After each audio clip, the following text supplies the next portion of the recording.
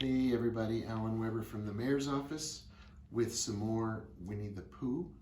I thought I would show you what the inside looks like of this very old book with the original drawings that came along with Winnie and Christopher Robin and Piglet and all of the other wonderful friends who lived together in the 100-acre wood. So we're going to go to chapter 2 because we finished chapter 1. We are introduced. Now we're going to chapter 2. And chapter 2, if you remember, is Winnie the Pooh goes visiting and gets into a tight place. Edward Bear, known to his friends as Winnie the Pooh, or Pooh for short, was walking through the forest one day, humming proudly to himself. He had made up a little hum that very morning as he was doing his stoutness exercises in front of the glass. Tra-la-la, tra-la-la, as he stretched up as high as he could go, and then tra-la-la, tra-la, oh help, la, as he tried to reach his toes. After breakfast, he had said it over and over to himself until he had learned it off by heart. And now he was humming it right through properly. And it went like this. Tra-la-la, tra-la-la, tra-la-la, tra-la-la, rum-tum, tiddle-um-tum, tiddle-iddle, it-tiddle-iddle, tiddle-iddle, tiddle-iddle, rum-tum-tum, tiddle-um. Well, he was humming this hum to himself and walking along gaily, wondering what everybody else was doing and what it felt like being somebody else, when suddenly he came to a sandy bank, and in the bank was a large hole. Aha, said Pooh, rum-tum, tiddle-um-tum. If I know anything about anything, that hole means rabbit, he said, and rabbit means company, he said, and company means food and listening to me humming and such like, rum-tum-tum, tiddle-um. So he bent down, put his head into the hole and called out, "Is anybody at home?" There was a sudden scuffling noise from inside the hole and then silence. "What I said was, is anybody at home?" called out Pooh very loudly. "No," said a voice, and then added, "You needn't shout so loud. I heard you quite well the first time." "Bother," said Pooh. "Isn't there anybody here at all?" "Nobody."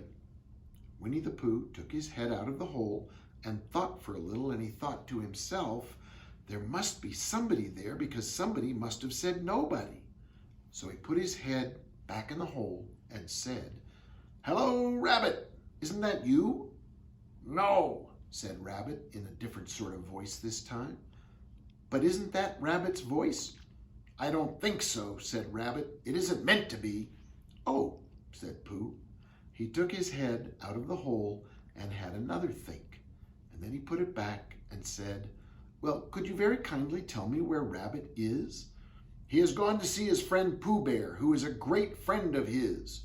"But this is me," said Bear, very much surprised. "What sort of me?" "Pooh Bear." "Are you sure?" said Rabbit, still more surprised. Quite sure," said Pooh. "Oh, well then, come in." So Pooh pushed and pushed and pushed his way through the hole, and at last he got in. "You were quite right," said Rabbit, looking at him all over. "It is you. Glad to see you. Who did you think it was?" "Well, I wasn't sure. You know how it is in this forest. One can't have anybody coming into one's house. One has to be careful. What about a mouthful of something?" Pooh always liked a little something at 11 o'clock in the morning, and he was very glad to see Rabbit getting out the plates and mugs.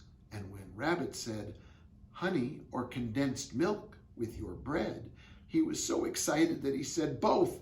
And then, so as not to seem greedy, he added, "But don't bother about the bread, please." And for a long time after that, he said nothing until, at last, humming to himself in a rather sticky voice, he got up, shook Rabbit lovingly by the paw, and said that he must be going on. "Must you?" said Rabbit politely. "Well," said Pooh, "I could stay a little longer if you," and he tried very hard to look in the direction of the larder. "As a matter of fact," said Rabbit, "I was going out myself directly." "Oh, well then I'll be going on. Goodbye."